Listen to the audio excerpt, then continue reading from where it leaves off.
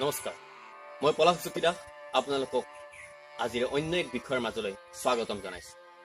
আজি আমি ইয়াত অসমৰ এটা জ্বলন্ত সমস্যাৰ বিষয়ে আলোচনা কৰাৰ প্ৰয়াস কৰিম। আমি জানো অসমৰ জ্বলন্ত সমস্যাসমূহৰ ভিতৰত অন্যতম সমস্যা হৈছে বানপানীৰ সমস্যা। আমি জন্মৰে পৰা আজিলৈকে প্ৰত্যেক বছৰে অসমত দেখি আহিছো বানপানীৰ বিভীষিকা। এই বানপানীৰ লগত জড়িত আন এক সমস্যা হৈছে গৰাখহনীয়াৰ সমস্যা।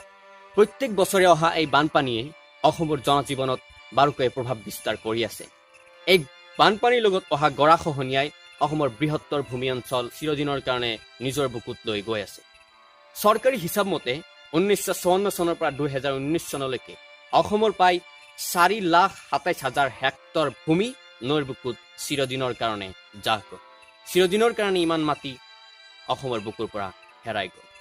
কিন্তু বছৰৰ পিছত বছৰ ধৰি বানৰ এই বিভীষিকা চলি থকাৰ পিছতো এই সমস্যাটোৱে আজি পৰ্যন্ত ৰাষ্ট্ৰীয় সমস্যা ৰূপে স্বীকৃতি নাপালে, যাৰ ফলত প্ৰত্যেক বছৰে বান আহে, প্ৰত্যেক বছৰে ধ্বংস কৰি থৈ যায় আৰু প্ৰত্যেক বছৰে এনেকৈ ৰৈ যায় বানপানীৰ সমস্যা। কোনো এখন কেন্দ্ৰীয় চৰকাৰে আজি পৰ্যন্ত আমাৰ এই বানপানীৰ সমস্যাটোক ৰাষ্ট্ৰীয় সমস্যা ৰূপে ঘোষণা নকৰিলে, অথবা আমি তেওঁলোকক বুজাবলৈ সক্ষম হোৱা নাই এই সমস্যাটোৰ ভয়াৱহতাৰ বিষয়ে। বছৰৰ পিছত বছৰ ধৰি চলি অহা এই সমস্যাটোৰ স্থায়ী সমাধান কেতিয়াও নহবই নেকি? অথবা আমি নৱপ্ৰজন্মই এই সমস্যাটো সমাধানৰ কাৰণে কোনো পদক্ষেপ হাতত ল'ব নোৱাৰো নেকি? নিশ্চয়কৈ পাৰোঁ। আমি যদি এজন ইউটিউবাৰৰ এটা ভিডিঅ' ডিলিট হোৱাৰ পিছত তাৰ প্ৰতিশোধ ল'বৰ কাৰণে প্লে ষ্টৰলৈ গৈ অন্য এটা এপক চিৰদিনৰ কাৰণে নস্যাৎ কৰি দিয়াৰ প্ৰয়াস চলাব পাৰোঁ, আমি যদি 24 ঘণ্টা সময় মিম শ্বেয়াৰ কৰি ব্যস্ত থাকিব পাৰোঁ, আমি আমাৰ ৰাজ্যখনৰ এটা জ্বলন্ত সমস্যাৰ স্থায়ী সমাধানৰ অৰ্থে এই সমস্যাটো সমগ্ৰ বিশ্বৰ আগত দাঙি ধৰাৰ কাৰণে নিশ্চয় প্ৰয়াস কৰিব পাৰোঁ।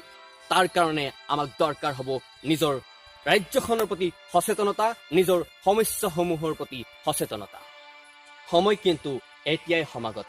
কাৰণ এদিন যদি ব্ৰহ্মপুত্ৰৰ বানপানীয়ে আপোনাৰ চোতালৰ মাটিখিনি খহাই লৈ যায়, তেতিয়া আপুনি #SaveAssam #AssamFlood বুলি চিঞৰি থাকিলে অসমক ৰক্ষা কৰিব নোৱাৰিব। সময় এতিয়াই সমাগত। নমস্কাৰ।